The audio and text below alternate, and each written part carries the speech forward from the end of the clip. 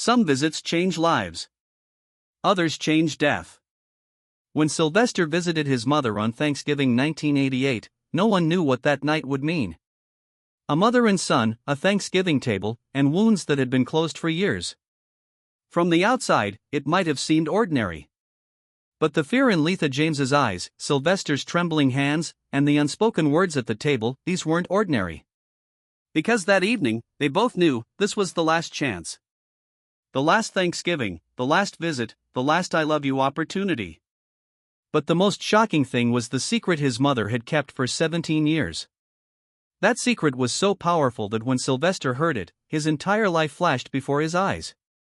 So what had his mother said? And why had she waited so long?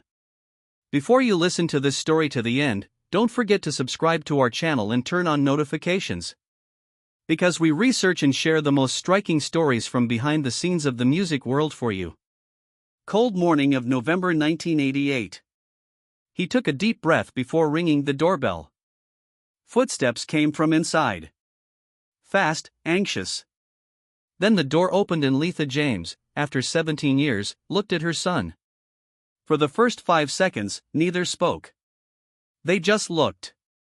Letha's hands went to her mouth, her eyes widened. Sylvester tried to smile but his lips trembled. "Hello, Mom," was all he could say. His voice had cracked. Letha lunged forward, hugged her son. She hugged him so tight that Sylvester had trouble breathing. But he didn't care. He breathed in his mother's scent. Lavender soap. She always used the same soap. That smell instantly took Sylvester back to his childhood. 6-year-old Sylvester holding his mother's hand after church. 10-year-old Sylvester singing in the kitchen. 13-year-old Sylvester on that terrible day when his mother refused to take him to church. Letha came into the living room with a tea tray in her hand. 2 cups of tea, a few cookies. She sat across from Sylvester. They both looked at the cups, not at each other. The sound of the clock ticking, the sounds of the oven from the kitchen, the sounds of children outside. But silence inside. "How are you, son?" Letha's voice was barely a whisper. "I heard the news. Patrick, and the others." She couldn't finish. Sylvester swallowed. "Yes, Mom. I have it too. AIDS." They hadn't said the word but they both knew. Letha raised her head, looked at her son. There was fear, pain, and guilt in her eyes. "I'm sorry," she said. Sylvester was surprised. "For what, Mom?" Letha wiped her tears. "For everything. For leaving you alone. For not supporting you. For not accepting who you were. 17 years? I didn't see my son for 17 years. And now." Her voice broke. Sylvester leaned forward, took his mother's hand. Her hands were cold and trembling. "Mom, we can't change the past. But we're here today. Together." Letha held onto her son's hand tightly. Those hands were the ones she had held as a child. But now those hands were weak, veins visible, bones protruding. "We have a lot to talk about," she said. Sylvester nodded. "I know, Mom. We have time. We can talk all night tonight." Letha smiled. "Stay then. Tonight stay here. Your old room is still yours." Sylvester's heart raced. His room. His childhood room. After 17 years. "Really?" Letha nodded. "I didn't touch anything. In case you came back someday." Sylvester went to his mother's side in the kitchen. "Can I help?" They worked side by side. When their hands touched, they felt the warmth. "Tell me about San Francisco," said Letha. "I can be myself there, Mom." "Castro neighborhood. But I'm still lonely. Because you're not there." Letha hugged her son. "I was always here, son." The table was prepared. Turkey, mashed potatoes, vegetables, bread, sauce. Classic Thanksgiving table. Letha and Sylvester sat across from each other. Letha opened her hands, held Sylvester's hands. "Let's pray," she said. Sylvester closed his eyes. Letha's voice rose trembling. "God, we thank you for giving us this meal and this moment today. We thank you for bringing my son back to me. We thank you for teaching us to forgive. And please God, give my son strength. Give him time. Give him peace. Amen." "Amen," said Sylvester. But the pain in his voice was felt. After dinner ended, they moved to the living room. Letha turned on the lamps. A soft light filled the room. Sylvester sat down on the couch. Sitting with his mother like this, talking like this. It was what he had dreamed of for years. Letha sat across from him. She had a box in her hand. An old, worn box. "I want to show you something," she said. Letha opened the box. Inside were photos, letters, newspaper clippings. All about Sylvester. "These," said Letha, her voice trembled. "These are everything about you. Newspaper articles, magazine interviews, concert posters. I saved them all. Secretly. Robert didn't know. The church didn't know. But I was collecting everything. Because you were my son. And no matter what, I was proud of you." The box held his entire career. Cockett's photos, Fantasy Records news, the Mighty Reel cover, the Opera House poster. "Mom! I didn't know." Letha smiled. "Now you know. I always watched." Sylvester picked up a newspaper clipping. 1979, San Francisco Chronicle. Sylvester gets key to the city headline. That magnificent night. 3,000-person hall, standing ovation. "This night," said Sylvester, "was the most important night of my life. Everything peaked that night. Everything was perfect. But one thing was missing, Mom. You were missing." Letha bowed her head. Sylvester continued, "That night when I scanned the hall from the stage, I looked for you. I knew you wouldn't be there, but I still looked. There were celebrities in the front rows. There was press in the middle rows. There were fans in the back rows. But you weren't there. The night I needed you most, you weren't there, Mom." Sylvester's voice had broken. Letha was crying. But she still didn't speak. She still didn't tell that secret. Because the time hadn't come yet. It was past 2200 hours. The street lamp was lit outside. Sylvester felt it was time to ask the question he had wanted to ask for a long time. "Mom," he said, his voice serious and determined. "I want to ask you something. But be honest, please. Completely honest." Letha looked carefully. "Of course, son, ask." Sylvester took a deep breath. "When I was a child, when I was different, were you ashamed of me? I mean, really, from your heart, were you ashamed of me?" Sylvester watched his mother's face. Finally Letha spoke, "Yes."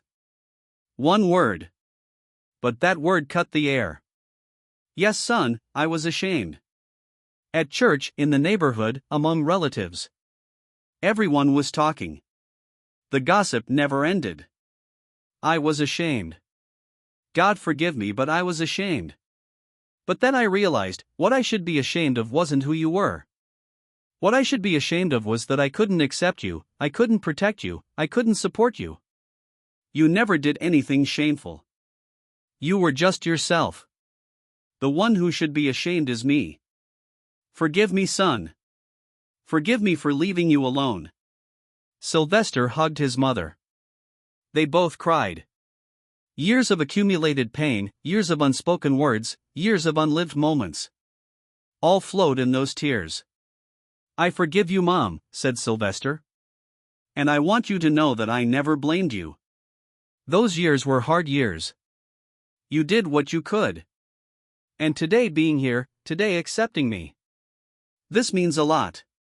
Sylvester told his mother about San Francisco, the Cocketts, Patrick Cowley. That night he also told about his AIDS diagnosis, Patrick's death, losing Rick Cranmer. Sometimes, Mom, there's physical pain. But the real pain is loneliness. Patrick died. Rick died. So many of my friends died. Sometimes I'm scared. I'm afraid of dying, Mom. I'm not ready yet. Letha hugged her son. I know, son. But you're not alone anymore. I'm here. Always here. Sylvester laid his head on his mother's shoulder. He was 41 years old, but at that moment he was the 6-year-old little boy. I wish I could spend more time with you, Mom. I wish we hadn't lost these 17 years. Letha stroked his hair. The past is in the past, son. Now we're here. And from now on we'll spend every moment together. Letha stood up. Come, let me show you your room. When Sylvester went inside, he held his breath. Diana Ross posters, old records, his childhood bed. Everything frozen in time. He sat on the bed. The bed creaked, just like before. He opened the closet. His old clothes were still there. Sylvester took out a blue dress. Chiffon, sequined. Do you remember this dress, Mom? Letha looked at the dress. I was so angry with you that day. But now, your courage comes to mind. Sylvester put the dress on the bed. I was afraid, Mom. I was very afraid. But I couldn't show it. Letha entered the room, sat next to her son. I want to tell you something, she said. Her voice was serious and determined. Sylvester turned, looked carefully. Letha took a breath. I have to confess something to you. I've been carrying this for a long time. And tonight, it's time to say it. Letha locked her eyes on her son's eyes. In 1979. At that War Memorial Opera House concert. Sylvester's breath stopped. Did you see me, son? Sylvester froze. Time stopped. That sentence, that question, hung in the air. What are you saying, Mom? Letha didn't look away. In 1979, at that Opera House concert, I was their son. In the very back of the hall. Nobody saw me. Nobody knew. Robert didn't know. The church didn't know. Your brothers didn't know. But I was there. I watched you. From beginning to end. Sylvester's world shook. His mother was there. In 1979. On that magnificent night. At the peak of his life. His mother was in the back of the hall. Watching. But how? Why? Why didn't you tell me? Letha couldn't hold back her tears. Because I was ashamed, son. I was ashamed that I hadn't supported you all those years. I came secretly. I bought a ticket, without anyone knowing. I sat in the very back row of the hall. In the dark corner. Where no one would see me. Sylvester stood up. He started pacing around the room. That night I scanned the hall from the stage. I looked for you. I knew you wouldn't be there, but I still looked. The spotlights were too bright, I couldn't see the back rows. But now I know you were there. You were watching me. Letha nodded. Yes, son. I watched you. When you came on stage, with that sequin costume, with those feathers, with that magnificent hairstyle. My heart burst. I was so proud. I was so scared. I was so ashamed. I felt everything at once. What did you feel? Exactly what did you feel? Letha stood up, approached her son. While you were singing, I cried, son. When you were singing, you make me feel mighty real, when the crowd was excited, when everyone was dancing. I cried. Because at that moment I realized I had lost you. My little son was now the world's Sylvester. You were a star. You were a legend. And I was just a stranger watching from the back of the hall. I couldn't reach you. I couldn't touch you. I could only watch. But Mom, you were there. If you had come on stage, I would have hugged you. I would have introduced you to everyone. Why didn't you come? Why did you hide? Letha sobbed. Because I was afraid, son. I was afraid of embarrassing you. That night there were celebrities there were rich people there was press there. I was just a mother from Watts. Old, poor, ignorant. I didn't belong to your bright world. I was proud of you, but I wasn't worthy to stand beside you. Sylvester hugged his mother. He hugged her so tight that they both couldn't breathe. No, Mom, no. You were always worthy. You're my mother. You brought me into the world. You taught me the first song. You're my everything. If you had come on stage that night, it would have been the happiest moment. But I didn't know. I didn't know for 9 years. Letha stroked her son's back. Now you know, son. Now know that I was always there. Maybe in the shadows, maybe far away, but I was always there. The 9 years stretching from 1979 to 1988 melted in that embrace. Sylvester whispered on his mother's shoulder, "What happened at the end of that night?" Letha pulled back, looked at Sylvester's face. "I waited until the hall emptied. Until the last person left. Then I left too. Outside, on that cold San Francisco night, I walked alone. Crying. But they were happy tears. Because that night I saw that my son succeeded. My son won. My son was happy.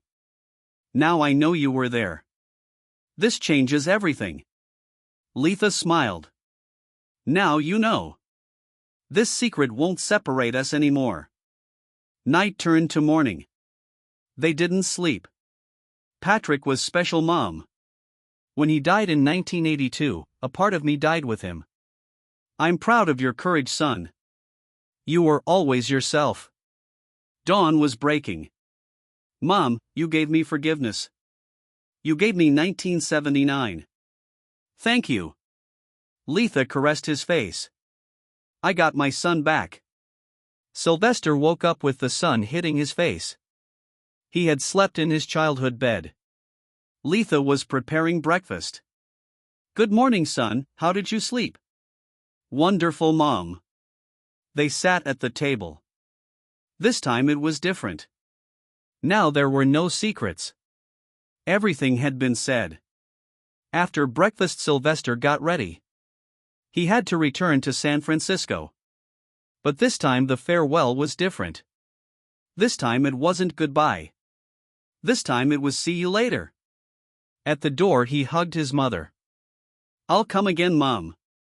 I promise. Letha wiped her eyes. I know, son. And I'll be here. Always here. As Sylvester got in the car, he turned and looked at the house one last time. His mother was standing at the door.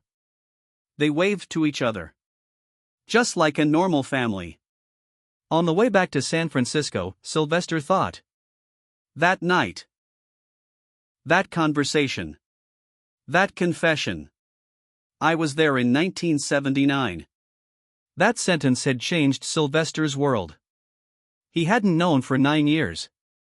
For 9 years his mother had been watching him, being proud of him, but staying silent. Why? Because she was ashamed. But today she wasn't ashamed. Today she accepted. Today she loved. And Sylvester, for the first time in his life, felt completely accepted. But Sylvester also knew one reality: his time was running out. The doctors had said months. Maybe less. But now he had a reason. A reason to see his mother again. Because now he had his mother. Now he had family. Now he wasn't alone. He cried inside the car. But this time they were tears of happiness. Because for the first time in his life, he had found peace. He had made peace with the past. He had made peace with his mother. He had made peace with himself. And now he could make peace with death too. Because now there was nothing missing. Now there was no unopened door. Now there was no unspoken word. Everything was complete. 3 weeks later. December 16, 1988. San Francisco General Hospital. Sylvester James Jr.'s last days. In the room, around the bed, were his close friends. Jeannie Tracy, Martha Wash, a few musician friends. And most importantly, his mother Letha. She had flown from Los Angeles. She would be by her son's side. Until the last moment. Because this time she wouldn't run away. This time she wouldn't stay in the shadows. This time she would hold her son's hand. Sylvester could barely speak. Even breathing was difficult. But when he saw his mother, there was a sparkle in his eyes. Letha held his hand. "I'm here, son. I'm with you. I'm with you this time." Sylvester moved his lips. Letha brought her ear close. "What did you say, son?" Sylvester whispered, "Thank you for Thanksgiving, thank you for 1979. Letha cried. "I thank you, son. You gave me a gift. The gift of forgiveness." Hours passed. Sylvester's breathing slowed. Everyone in the room was silent. Only the sound of the monitor could be heard. Beep, beep, beep. Then that too slowed. Letha was holding her son's hand tightly. "I love you, son. God is waiting for you. Patrick is waiting for you. Rick is waiting for you. Go in peace. In peace. And know that I was there in 1979. I was always there. You were never alone, son. Never alone." As Sylvester took his last breath, Letha began singing "Never Grow Old." Sylvester's first song. The song Grandma Julia taught him. Sylvester's lips moved slightly. No one heard his last words, but Letha felt them. "Mom, you were there." December 16, 1988, 3:15 p.m. Sylvester James Jr., at 41 years old, said goodbye to life. Everyone in the room was crying. But Letha was smiling.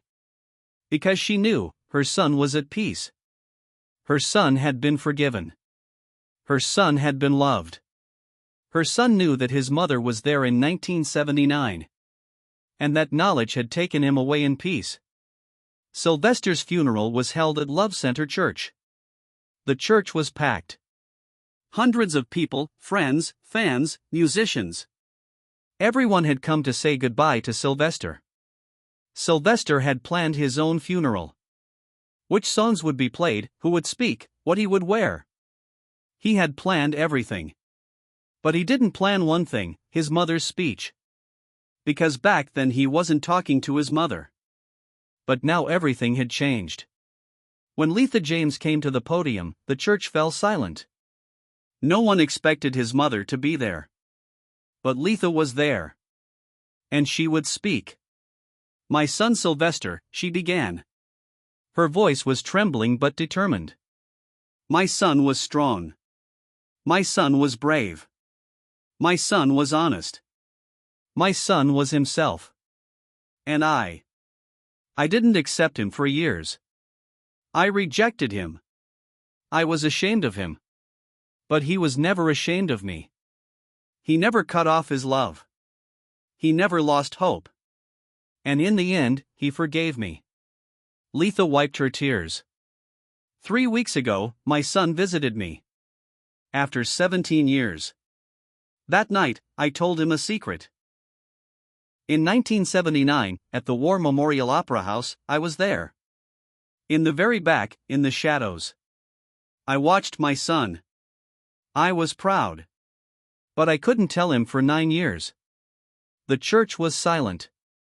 But 3 weeks ago, I told him. And my son forgave me. He told me, "I love you, Mom." That moment, we became a real mother and son. Sylvester James Jr. was my son. He was my pride. He was my hero. I was there in 1979. And I was there in 1988. And now, in heaven too, I'll be there.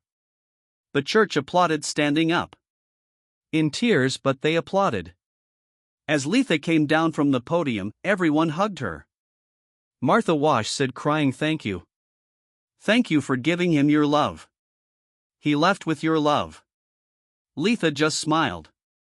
Because she knew, her son was sleeping peacefully. And that peace had started that Thanksgiving night. After that Thanksgiving night, Sylvester lived only 3 more weeks. But those 3 weeks were his most peaceful 3 weeks. Because now there was nothing missing. He had made peace with his mother. He had understood the past. He had solved the secret of 1979. And now he could face death. Fearlessly. Peacefully. Because he knew his mother was by his side. Just like in 1979. Just like always. Letha James, after her son's death, often visited his grave. At Inglewood Park Cemetery, under a modest gravestone, Sylvester sleeps. At every visit, Letha talks to her son about 1979. "Do you remember how proud I was that night, son? I was in the very back of the hall. I was in the dark. But I was seeing you. I was seeing every moment. And now you know too. This secret doesn't separate us anymore. Everything is open now." At the end of every visit, Letha sings "Never Grow Old," Sylvester's first song. And every time, the wind blows. Letha believes this is Sylvester's answer. "I love you too, Mom. And thank you. Thank you for 1979. Today, you make me feel mighty real," still echoes. But now we know, in 1979, a mother sat in the very back of the opera house. In tears. With pride. She carried that secret for 9 years, until that Thanksgiving table. Sylvester's legacy isn't just his music. It's the courage to forgive, to accept, to love. That Thanksgiving night, Letha gave her son the greatest gift: "You were always loved." And Sylvester went in peace. Sylvester James Jr. was born September 6, 1947. He died December 16, 1988. But his story didn't end with death. Because that story is relived in every moment of forgiveness. It's retold in every moment of acceptance. It's reheard in every "I love you" sentence. Sylvester's voice lives not only in his music but in our hearts. And so does his mother Letha's voice. "I was there in 1979, son. I was always there." Sylvester's last words were the words he said to his mother Letha: "Thank you, for 1979. Thank you." And Letha's last words were the words she said to her son Sylvester: "You were never alone, son. I was always there." 2 sentences.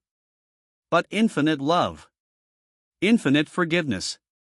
Infinite peace. This is the real gift of Thanksgiving 1988. This is the light that emerged from the shadow of 1979.